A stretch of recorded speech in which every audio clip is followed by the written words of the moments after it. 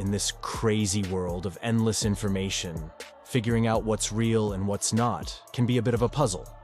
You know, with all that misleading stuff floating around, especially on social media and the news, it's like, who can you really trust, right? But guess what? I stumbled upon something interesting today. So check out this video where this Israeli dude spills some shocking information. It's pretty eye-opening. Just listen in, absorb the information, and make up your own mind about it. Your perspective is what really counts here. Shalom.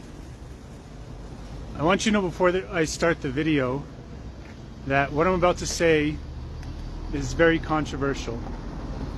So if you don't have an open mind about what's going on in Israel right now, and you don't want to hear something that might rattle your preconceived notions a little bit, I suggest you turn off this video right now. I'll wait.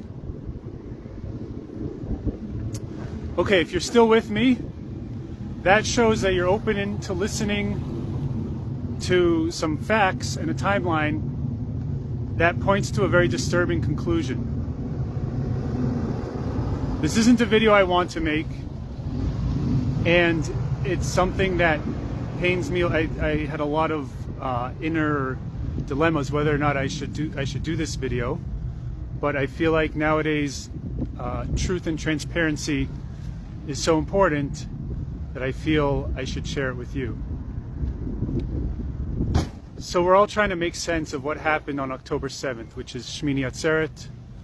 Some call it Simchat Torah, when we all know Gazans came in and basically slaughtered 1,000 Israelis and kidnapped a bunch, all in the matter of about 7 hours. So what I want to do is reverse engineer this thing a little bit to kind of help you understand why I believe that this was an inside job. First of all, we'll start with September 1st. By the way, everything I'm about to say will be backed up with actual links to news articles or video footage. And if you want any of my sources, I'm happy to give them. September 1st, the Israeli government confiscated the weapons of the security teams in the Gaza Belt communities. This was done against the will of those security teams in the Gaza Belt communities. Why that happened, nobody knows. Fast forward to September 10th. On September 10th, the Moatzah, which is basically the municipalities of the Gaza Belt communities, received reports. These are civilians, received reports of increased tensions on the border of Gaza during the Jewish holidays, which of course span from Rosh Hashanah, Yom Kippur, and Shmini Atzeret, which was on Saturday. Those same heads of municipalities asked the army if they should cancel their festivities in light of the warnings of increased tensions on the border of Gaza. And what did the army say?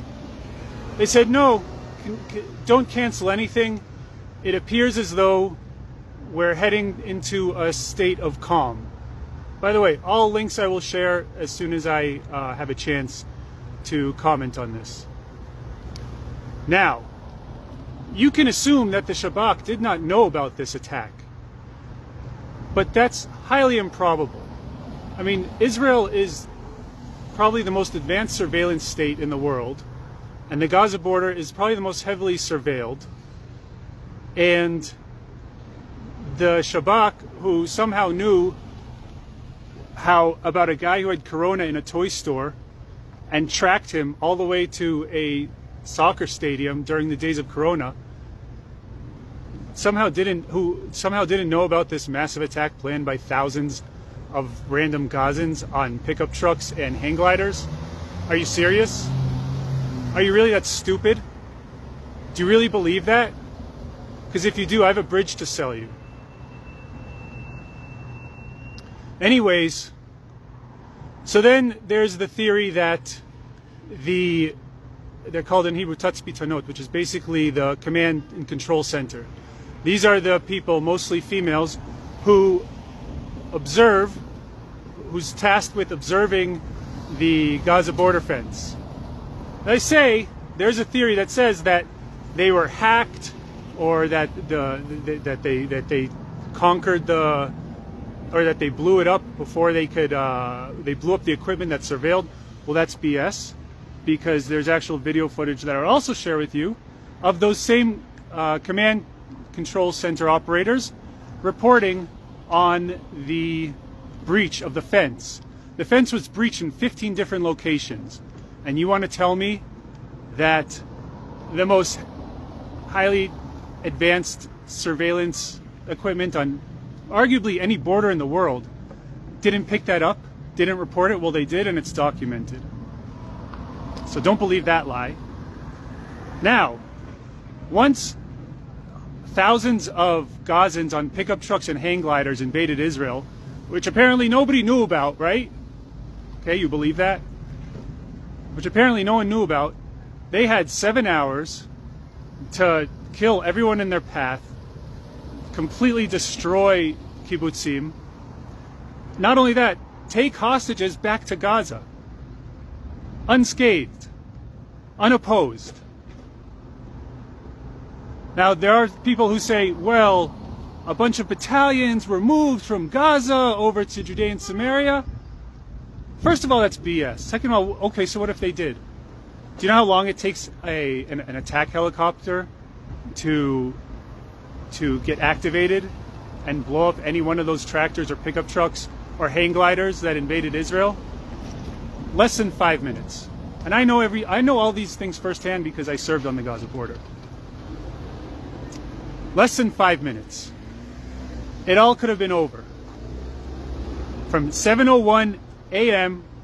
on October, what was it, 6th or 7th, on Saturday, I believe it was October 7th, it could have been a 5-minute, it could have been a matter of 5 minutes before the whole thing was upended. And instead they had 7 hours, possibly 8, to conquer kibbutzim, kill thousands, and bring back hostages alive, unopposed. And there's many people that say, oh, well, this was just a breach. No, that's not a breach. I'm sorry, that's not a fucking breach. That's an inside job.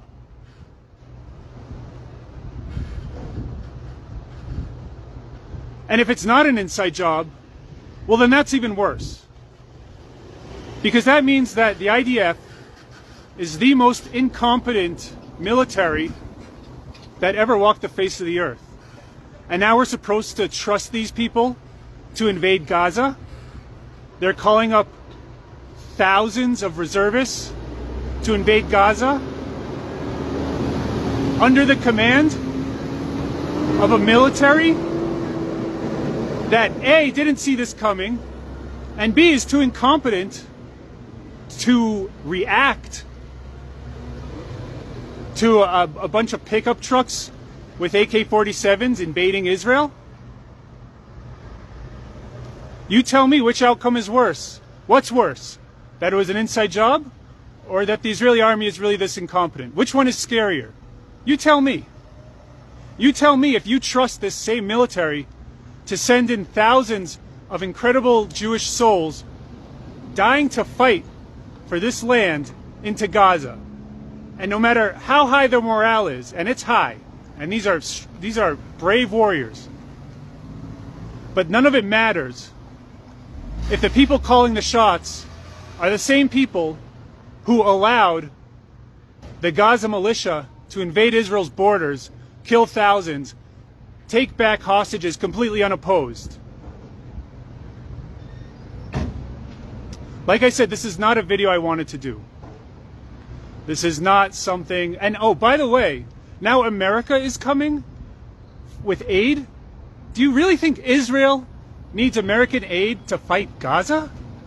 Gaza!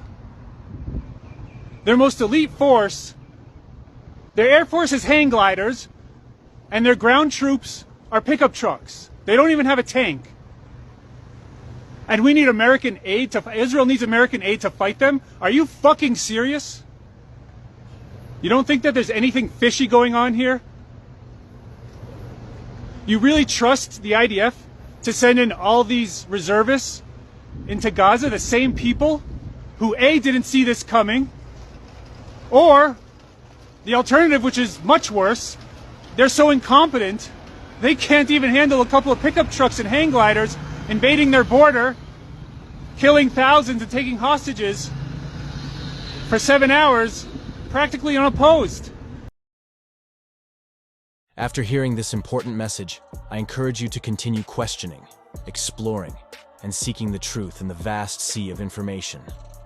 Share your thoughts in the comments below and engage in a constructive conversation.